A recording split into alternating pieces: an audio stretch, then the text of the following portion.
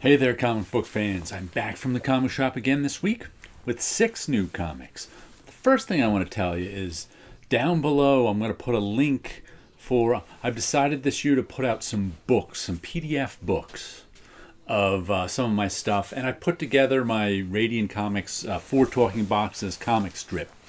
I put that into a one big PDF which you can just click on the link. It should be, I ended up making a Dropbox link.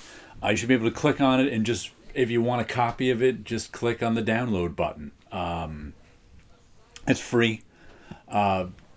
I found no place I could sell this out, and no one wants to buy it anyway. So I set it up there, set it up a Dropbox link, so you can get the first 500 comic strips in one PDF. If you click on that link and then click on the download button, you can either read it on your... I formatted it for like a comic book for the iPad too, where I took the... Instead of going across like it does on my Radiant Comics, I have 2 panels up top and 2 panels down the bottom. So I reformatted the whole thing to read it on a phone or iPad. So click on that link. Let me know if it works. I barely tested it out. But if you want the first 500 of my comic strips, click on that link. Now let me show you the comic that was on top of my printer this week to look at. This is Captain America and the Falcon 134. Look at it. That one's got a date stamp on it.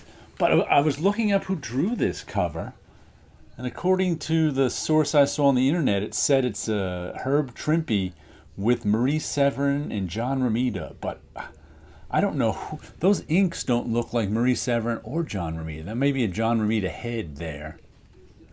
But I was like, I'm not sure. It barely looks like anyone that's credited with this book. So I'm not sure exactly who did this cover. But it's kind of fun. Stone Face. I don't think I ever actually read this issue. Once again, I think this is the one that I bought in the 90s, just when I was buying whatever Captain America issues I could find for cheap. Nice copy, but I said I'm not sure if I even read it because I don't remember the story at all. All right, let's see what freebies came with this week's comics. What is this? Bequest? New comic shop news. I have no idea what Bequest is. What is reality? And what is fantasy? That be question. All right, Tim Seeley and Fred E. Williams II. It's a story of a band of adventurers from a Dungeons and Dragons style fantasy world. All right. I guess that's coming out sometime in the next couple of months. And we got more stuff in here to look at. But Bequest is our main one. I remember reading the one from last week. That sounded kind of interesting, but it was like a $7 first issue it's going to be. And I'm not a big fan of $7 first issues. The other freebie we got was this little promo thing from a new comic company, Bad Idea, who have some interesting, promos. We got Matt Kint and Doug Braithwaite on this. And this is put out by... what was this? Robert Venditti, and Juan Jose Rip. This is put out by who is it? Dinesh Shamdasani is the CEO. Warren Simmons is the chief editor. They were the guys who I actually worked with Warren at Marvel as an editor. They were the guys when the relaunch of Valiant happened 10 years ago. They were the ones who relaunched Valiant. Now they're putting out their own new comic book company. So you can see those Valiant names in there, like Robert Venditti, Marguerite Bennett, Renato Guedes. So they got a few different guys. Some interesting stuff. Odin's Eye, Joshua Dysart. He's another one of those original relaunch Valiant guys. I liked his... What did he do, Joshua Dysart? I can't remember. But I liked his stuff. Was he the Harbinger writer? I liked that. Thomas Giorello on art, Matt Kint, Louis LaRosa, there's Megalith. So, 2021, more Bad Idea comics. I picked this up. This is by the writer of Ice Cream Man. What's his name? W. Maxwell Prince. Vanessa Del Rey on the art. I remember reading about it and saying, I'll pick up the first issue. So I put the first issue on my pull list, but not any of the others. So I'll read this and see how it goes. Nice cover, issue 1. I think it's some kind of horror stuff like Ice Cream Man. Not 100% sure, but Kaiju Max. This is the last issue of season 5. Season 5, issue 6. Now I'm sure they'll take a break before season 6 comes out, but it's been fun. It's Kaiju Max is always good to me. It's giant monsters in prison. Fun stuff. And speaking of always fun, Savage Dragon 256. Jaws of Death. You! That's impossible. You're dead. I wonder if that's supposed to be Mako. We're thinking it. I don't know. But Savage Dragon always... Oh, there he is reading an issue of Savage Dragon. Matter of fact, that's the last issue of Savage Dragon he's reading. Oh, that's right. Malcolm Dragon, the star of this show, was gravely injured 2 issues ago, and we have to see if he recovered. It's his wife there. That's Malcolm Dragon's wife. Is afraid because he's got a healing factor, so he can heal up. He heals faster, but it's not instant healing like Wolverine's is. And she's afraid he had a real big brain injury that he'll even forget who she and his family is because his brain injury was so traumatic. So we're going to have to see how that works out this issue.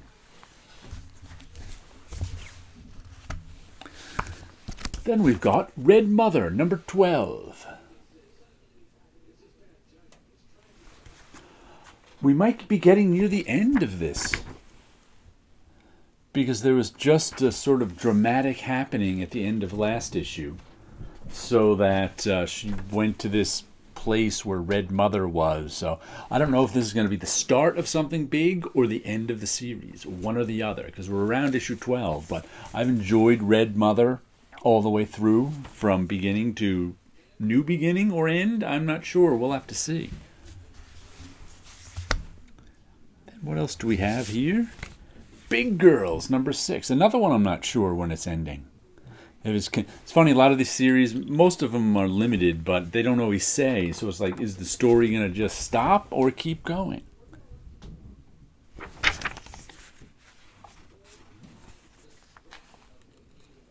Uh-oh, that's right. At the end of this, couple of the guys got turned into giants. So there's not just big girls. That happened at the end of last issue, so we're going to have to see what goes on with this. But once again, this one could be ending with this issue, or it could keep going. I don't know. I just have no idea. Here's another issue 2. I enjoyed issue 1 of Homesick Pilots. And it's funny, after I read this one, I saw it described as a haunted house haunts a girl, and then she walks around the country or something like that. And I was like, oh, is that what happened? Because the first issue, there was all about these kind of punk bands, and they ended up going into this haunted house. And then at the end, the girl was like clearly possessed by something outside the haunted house. And it was like, oh, I didn't realize that she was possessed by the house.